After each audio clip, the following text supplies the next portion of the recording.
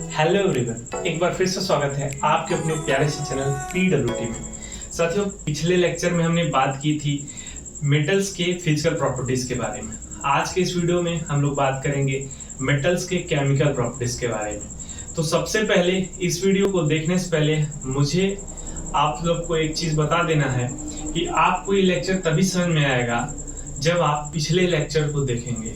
तो अगर आपको ये लेक्चर अच्छे से समझना है तो आपको पिछले लेक्चर्स को जरूर देखना चाहिए। तो आप प्लेलिस्ट में जाइए, वहां पे आपको लेक्चर्स मिल जाएंगे। Metals non metal lecture number 1, metal non metal lecture number 2। तो आज हम लोग बात करने जा रहे हैं मेटल्स के केमिकल प्रॉपर्टीज के बारे में। फिजिकल प्रॉपर्टीज को हमने तो देख लिया कि उसके आउटर अपीयरेंस को देखते हुए हमने फिजिकल प्रॉपर्टीज के बारे में जान लिया कि मेटल्स कैसे होते हैं, मेटल्स की फिजिकल प्रॉपर्टी क्या होती है और मेटल की फिजिकल प्रॉपर्टी को हम कैसे आइडेंटिफाई करेंगे। हमने इस सारी चीज के बारे में हम लोगों ने डिस्कस कर लिया है। आज हम लोग बात करेंगे दोस्तों मेटल्स की केमिकल प्रॉपर्टीज के बारे में, यानी कि रिएक्शन की बारे में बात होगी कहीं ना कहीं, ठीक है। यानी केमिकल नेचर का, यानी कि कहीं ना कहीं रिएक्शंस की बात होगी।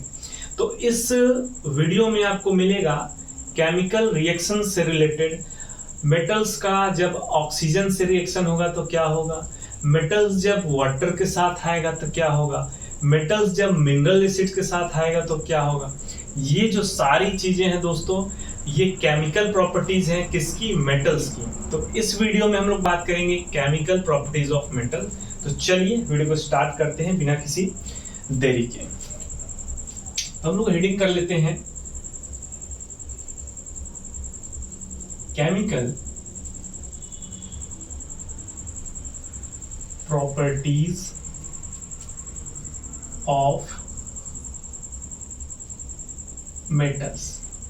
केमिकल प्रॉपर्टीज ऑफ मेटल यानी कि मेटल्स के केमिकल प्रॉपर्टीज के बारे में जानेंगे। तो पहला जो हम लोग बात करने जाएंगे केमिकल प्रॉपर्टीज के बारे में, वो है combination of metals with oxygen. पहला है combination of metals with oxygen।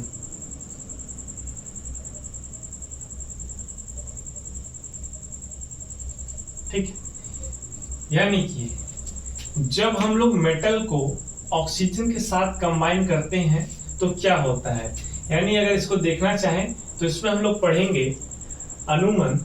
किसके बारे में अनुमान पढ़ेंगे हम लोग, मेटल्स प्लस ऑक्सीजन क्या होगा। यानी कि जब रिएक्टेंट साइड मेटल और ऑक्सीजन आपस में कंबाइन होंगी तो प्रोडक्ट क्या मिलेगा, इसके बारे में हम लोग जानते हैं। तो दोस्तों जब भी याद रखिएगा कि जब भी मेटल ऑक्सीजन के साथ रिएक्ट करता है, ठीक है, जब भी मेटल ऑक्सीजन के साथ रिएक्ट करता है तो प्रोडक्ट में क्या मिलता है। तो देखिए, जब भी मेटल ऑक्सीजन के साथ रिएक्ट करता है तो जनरली जो मेटल्स होते हैं वो मेटल ऑक्साइड बनाते हैं। क्या बनाते हैं, मेटल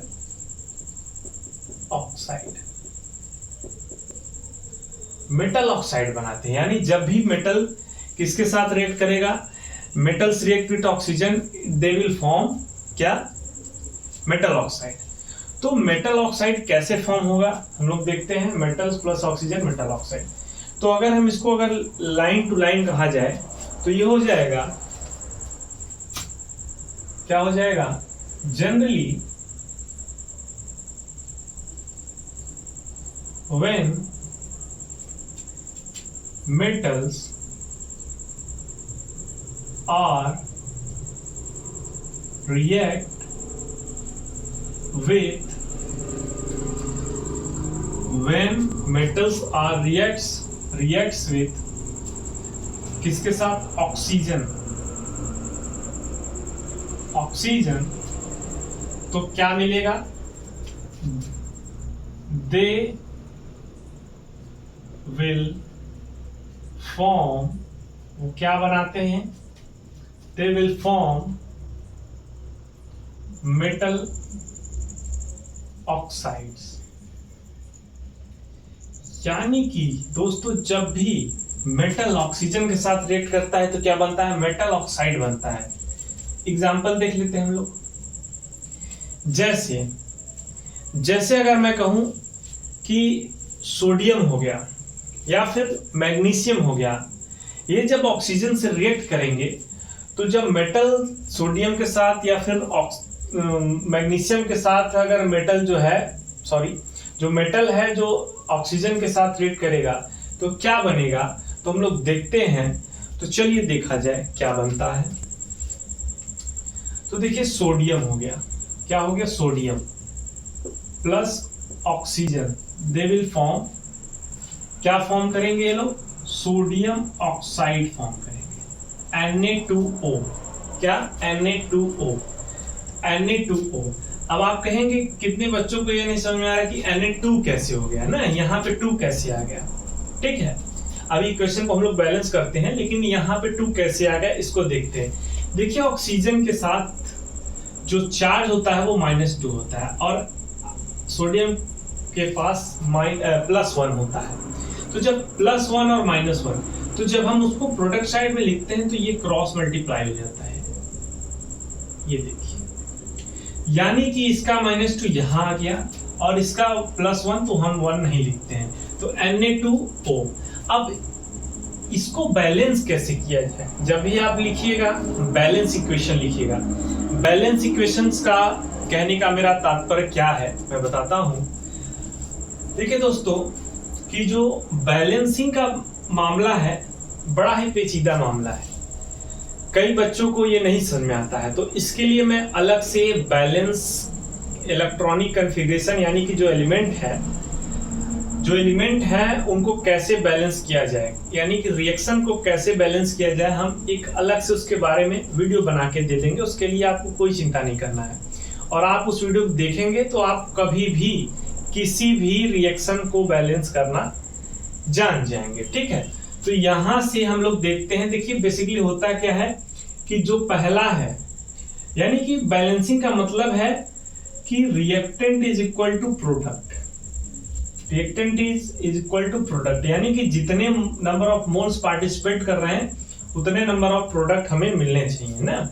ये देखिए क्या है, रिएक्टेंट में सोडियम कितना है, 1 है, यहाँ पे सोडियम 2 है, तो हम यहाँ पे 2 कर दिए। ऑक्सीजन 2 है, ऑक्सीजन 2 नहीं 1 ही है, तो यहाँ हम 2 से मल्टीप्लाई कर दिए।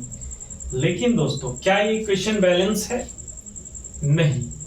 कैसे? ऐसे कि सोडियम यहाँ पे 2 2 4 यानी 4 हो जा रहा है, सोडियम 4 हो जा रहा है, और ऑक्सीजन तो बैलेंस ऑक्सीजन, यानी कि ऑक्सीजन का मामला बैठ गया, ऑक्सीजन एकदम बढ़िया से हो गया। बचा क्या, सोडियम।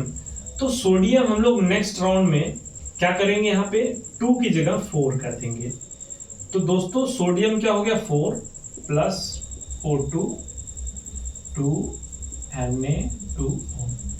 अब ये हमारा जो रिएक्शन है ये बैलेंस है, यानी कि हमने इसमें बैलेंस, इस इक्वेशन द्वारा हमने बैलेंस कैसे किया जाता है वो भी सीख लिया, और जब मेटल्स रिएक्ट करते हैं ऑक्सीजन के साथ तो क्या बनता है ये भी हमने जान लिया। ठीक है दोस्तों, तो इसको हम इरेज कर देते हैं। इसको इरेज करके अब कुछ नया एग्जांपल लेते हैं। ठीक है, नया एग्जांपल क्या है कि यदि हम यहाँ पे मैग्नीशियम ले लें तो क्या होगा, मैग्नीशियम ले लें तो क्या होगा, तो मैग्नीशियम प्लस ऑक्सीजन क्या फॉर्म करेगा, MgO। क्या फॉर्म करेगा, MgO। MgO क्यों? क्योंकि इसका भी +2 होता है, मैग्नीशियम +2 ऑक्सीजन -2, तो माइनस सब प्लस माइनस बराबर, तो इसीलिए MgO। लेकिन जब बैलेंस करेंगे तो आप लोग बैलेंस कर लीजिएगा इक्वेशन को, एक बार इसको भी मैं बता देता हूं। यहाँ मैग्नीशियम है, यहाँ ऑक्सीजन 2 है, यहाँ ऑक्सीजन 1 है, तो चलिए मैग्नीशियम 1 है, यहाँ कर दीजिए, ये बैलेंस हो गया। यानी 2 से मल्टीप्लाई, 2 मैग्नीशियम 2 ऑक्सीजन 2 ऑक्सीजन, ये जो आपका इक्वेशन है दोस्तों ये भी बैलेंस हो गया। ठीक है, ये भी बैलेंस इक्वेशन हो गया। तो मैग्नीशियम के साथ रिएक्ट करता है ऑक्सीजन के साथ, मतलब मैग्नीशियम रिएक्ट करता है तो क्या बनता है, मैग्नीशियम ऑक्साइड। सोडियम के साथ सोडियम ऑक्साइड, पोटेशियम के साथ पोटेशियम ऑक्साइड। ऐसे ही मेटल जब रिएक्ट करता है ऑक्सीजन के साथ तो क्या बनाता है दोस्तों, जब भी मेटल रिएक्ट करता है ऑक्सीजन के साथ तो मेटल ऑक्साइड फॉर्म होता है, ये आप याद रखिएगा। अब हम लोग नेक्स्ट वीडियो को आगे बढ़ाते हुए ले चलते हैं कि जो नेचर होता है इस रिएक्शन में, ध्यान से सुनिएगा कि जो नेचर हो रहा है मेटल ऑक्साइड का नेचर कैसा है, ठीक है। यानी कि जब मेटल रिएक्ट करता है ऑक्सीजन के साथ तो इसका कैसा नेचर होता है, एसिडिक होता है, बेसिक होता है, या फिर कैसा नेचर होता है। तो देखिए दोस्तों,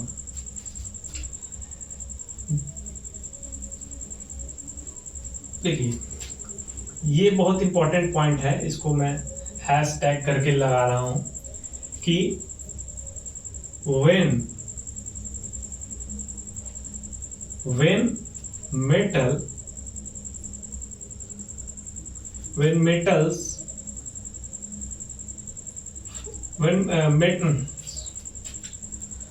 इसको ऐसे लिखते हैं, metal oxides are basic in nature. ये याद रखिएगा कि मेटल ऑक्साइड जनरली क्या होते हैं दोस्तों, बेसिक नेचर के होते हैं। कैसा नेचर, बेसिक, एसिडिक नहीं, बेसिक। और दोस्तों जनरली जो मेटल्स होते हैं वो मेटल ऑक्साइड वो बेसिक नेचर के होते हैं, और मेटल ऑक्साइड एम्फोटेरिक नेचर का भी होता है। कुछ मेटल ऑक्साइड एम्फोटेरिक नेचर के भी होते हैं। सम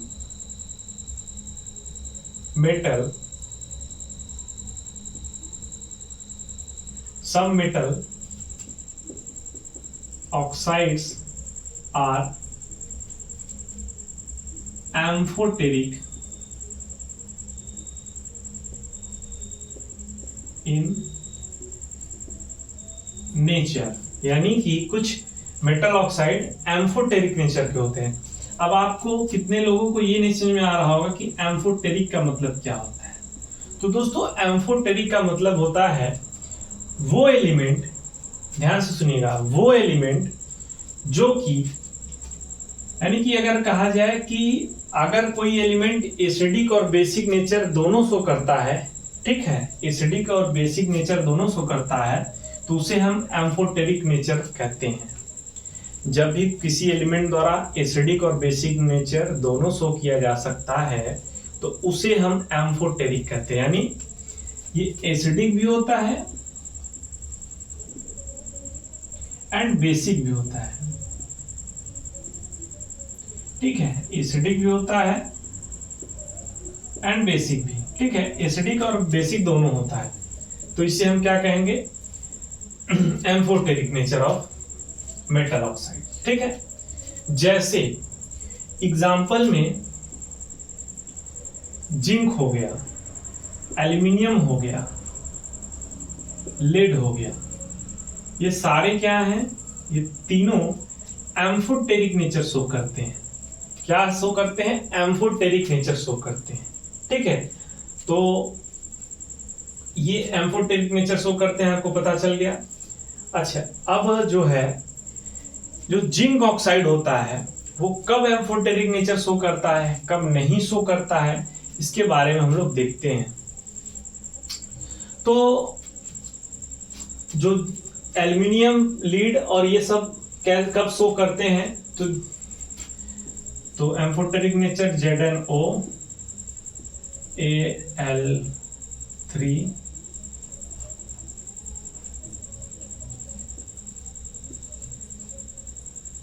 O2, ठीक है, PbO, lead oxide, zinc oxide और एल्यूमिनियम ऑक्साइड, ये तीनों क्या करते हैं, एम्फोटेरिक नेचर शो करते हैं। इनके द्वारा एम्फोटेरिक नेचर शो किया जाता है। इतना आप लोग नोट कर लीजिए, स्क्रीनशॉट ले लीजिए। अच्छा, आगे हम लोग देखते हैं कि इनमें से कौन कितने जल्दी ऑक्साइड होता है, यानी कि रिएक्शन किसका जल्दी से हो जाएगा, ठीक है। यानी कौन से एलिमेंट जल्दी से ऑक्साइड बनाते हैं, ठीक है। यानी रिएक्टिविटी ऑफ मेटल ऑक्साइड अगर हम देखें, अब हम लोग बात करेंगे रिएक्टिविटी ऑफ मेटल ऑक्साइड। तो यहां देखिएगा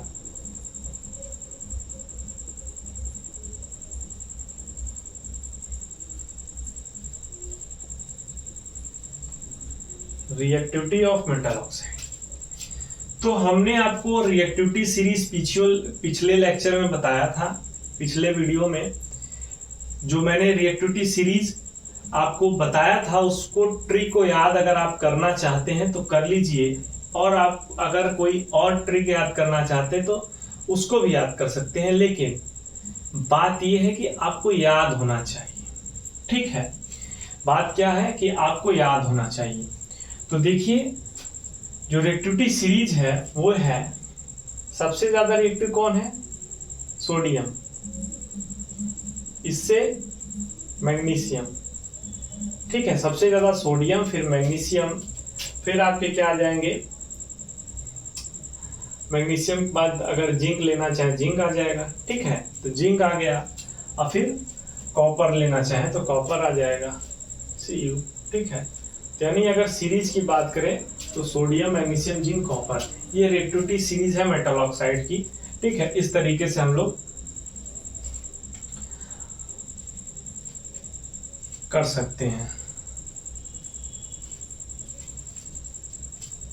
ये हो गया आपका combination of metals with oxygen, यानी जब ऑक्सीजन को मेटल के साथ कंबाइन करेंगे तो क्या बनेगा। तो